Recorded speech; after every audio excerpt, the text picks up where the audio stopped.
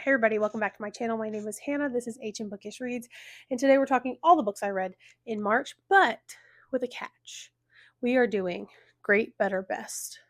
So in the month of March, I read a total of 15 books. I loved every single book that I read, but obviously there's going to be some standouts with 15 books. So we have 5 great, 5 better, 5 absolutely wonderful, amazing, awesome, the best.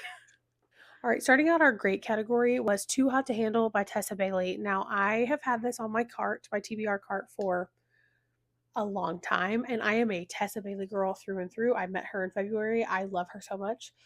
This was not my favorite Tessa Bailey book, which is okay because I've like a whole stack of them, but it was not my favorite. I felt like the story moved too like unrealistically fast.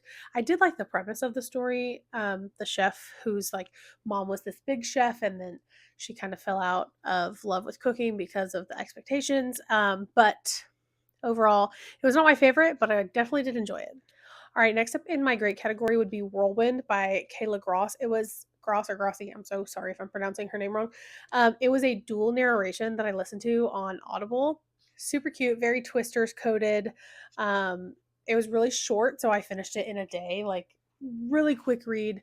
And I enjoyed it because the dual narration was awesome, but also there was like sound effects, so it was almost a graphic audio, but like a mix between a graphic audio and a traditional audiobook. So I really enjoyed that. And I'm going to talk about audiobooks in my next video, and that's definitely going to be on there. All right, next up we have The Strawberry Patch Pancake House by Lauren Gilmore, I believe.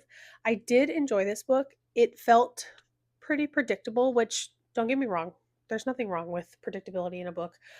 Towards the end, though, it did feel very much Elsie Silver Heartless, and that's not a knock to this author at all because I love Heartless. It's a trope that a lot of people use, so she is not the only one. She is not the first one. She is not the last one. I enjoyed this book. I just, when I was reading it, I was like, oh, I think I've seen this film before. All right, next up, I had An Arc of Digging Dr. Jones by Olivia Jackson. This book was really cute, very Indiana Jones inspired. This brother and sister were like on vacation, and there was a mysterious package sent to their room, went to the wrong room, and all this chaos ensues, treasure hunting. I really, really enjoyed it. It was very cute. I read it on my Kindle pretty quickly. I'm excited for that book to come out. It's super adorable. I loved it. Last up in my great category would be Hideaway Heart by Melanie Harlow. This book is about a music star whose brother asked his former Navy SEAL friend to bodyguard her while she is on vacation. It was really cute. I feel like they got together pretty quick. So there wasn't a whole lot of like slow burn, which I'm all here for.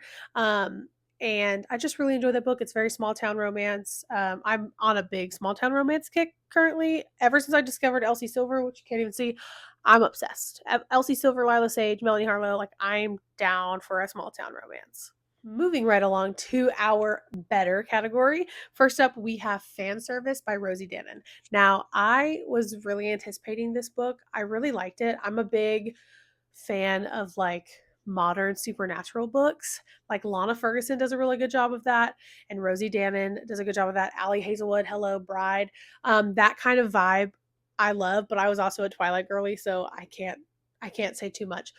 Anyways, this former child star turned like I pictured Jensen Ackles like supernatural TV show star. Um, on one full moon starts turning into a werewolf, and the girl who ran the forum for his former show is the girl he goes to for help. Little does he know she kind of hated him for something he said to her at a Comic-Con type event when she was 17. Like broke her heart. She ran this whole forum, but she low-key hated this guy. And they have to work together to kind of help him master his wolfness before the full moon. He's also trying to reclaim his career. Big yikes. But the book was really enjoyable.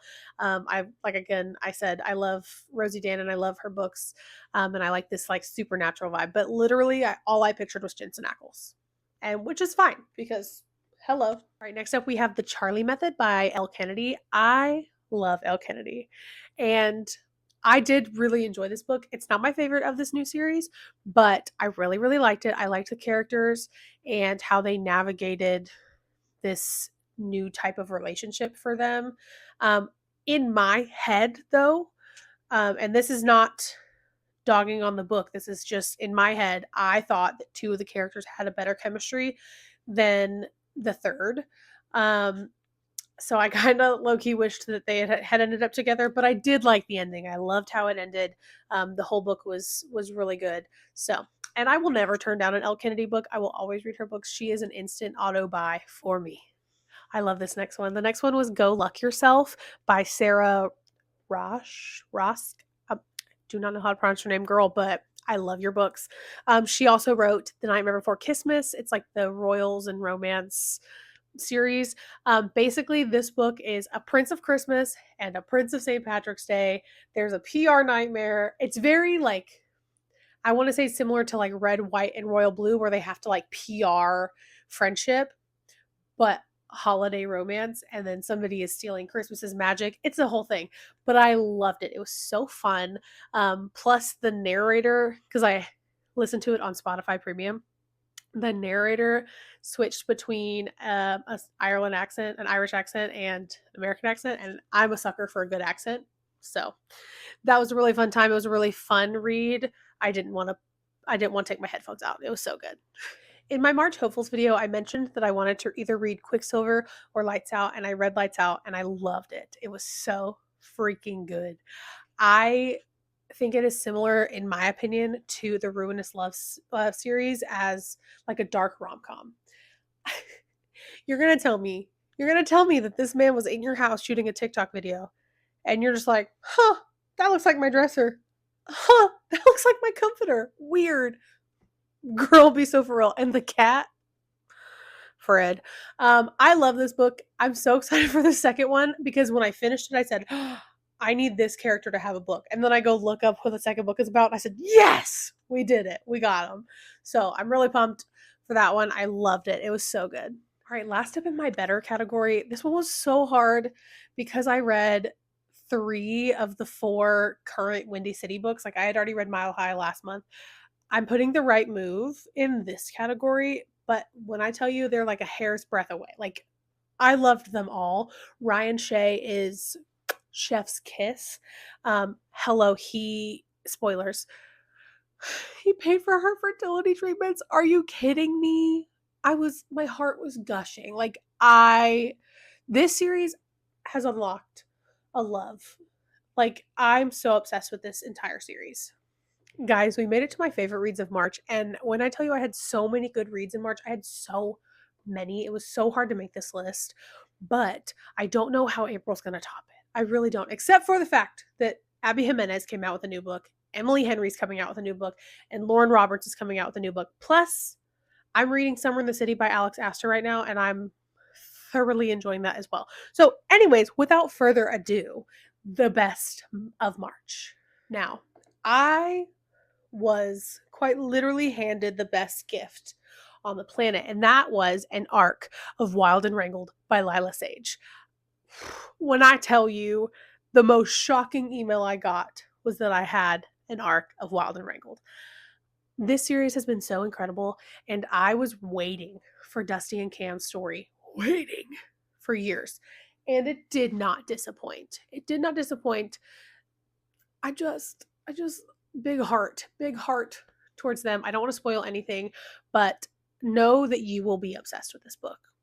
And I get to meet Lyla Sage at an event at the end of this month, and I will be so unwell. I will be so unwell. All right, next up, because I could not choose between the two, because they are brothers, we read Caught Up and Play Along by Liz Tomforde, the 3rd and the 4th book in the Windy City series.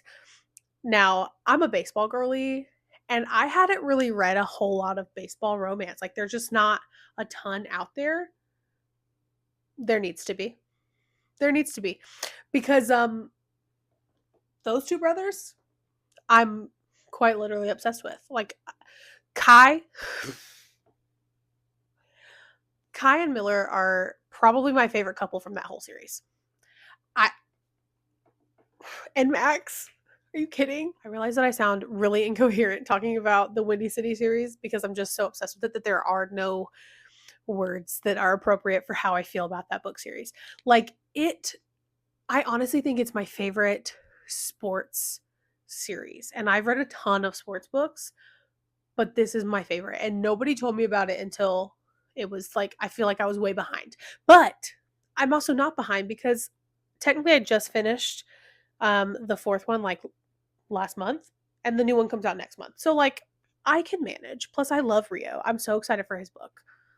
Then of course my queen Elsie Silver released Wildside, and like in the same week released the cover for Wildcard. Okay, but Reese and Tabby, I love them so much. And I love how when they got together, spoilers, it was kind of just like it just fit, you know? And, you know, sometimes there's like a lot of strife and a lot of struggle, and there was, but it just felt like a puzzle piece. It just made me feel all cozy and warm inside. And this big burly man that she wrote is such like a teddy bear. I loved it so much. Also, a little side note about that book, I never thought I would be interested in a wrestling book. Like I love a sports romance, don't get me wrong. I never thought I would be interested in a wrestling book. I think it stems from the fact that my father and brother like watched WWE growing up, and I could not have cared less. But once Elsie Silver showed who inspired that character, I was hooked, girl. I was hooked. You could not have peeled me away from the page. Anyways, I loved Wildside.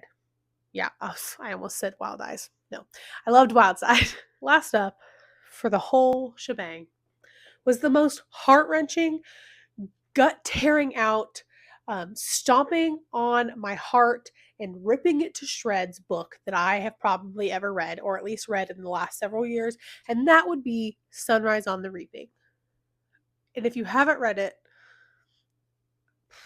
I have no advice for you, except for the fact that it will quite literally tear you to pieces, and there is no happy ending.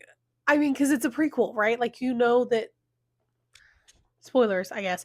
It's a prequel, so you already know what's going to happen. Yes, obviously, in the Hunger Games trilogy, there is a pretty much happy ending, but seeing Haymitch in the Hunger Games trilogy versus who he was at the beginning, I think the thing that sticks with me the most is that he was not a drinker. And when you watch the Hunger Games trilogy or you read the first trilogy, like that's kind of like his defining factor is that he is a big drinker. And I think I don't know, while reading it, my heart just broke the whole time. Like it just felt like continual like breaking of my heart. And even in the end, when you win, there's obviously no real victor in the Hunger Games. Like that is just fact. Okay. Suzanne Collins is a wonder, but also she's a big hater because she's like, I'm about to destroy these people. I'm about to destroy their hearts. Now, I loved it. It was 5 stars, 10 stars, 15 stars. Incredible book. I'm afraid if she writes any more of the prequels that I will not be able to handle it. Thinking about her possibly writing a Finnick book, hold the phone. Can't deal with it. I do, however, want to see a Joanna Mason book because she and Maisie Donner are the same. Like they are, I love them. They never met, obviously, but they are each other. And I need that book stat. We've officially made it through all 15 of the books that I read in March. I loved all of them, but obviously there's going to be some that stick with me. Like I can't even watch a Hunger Games edit on TikTok without crying now. So that's cool as a 28-year-old woman. That's fine. My April hopefuls, just a little tidbit, obviously are A Great Big Beautiful Life by Emily Henry, Say You'll Remember Me by Abby Jimenez, Fearless by Lauren Roberts.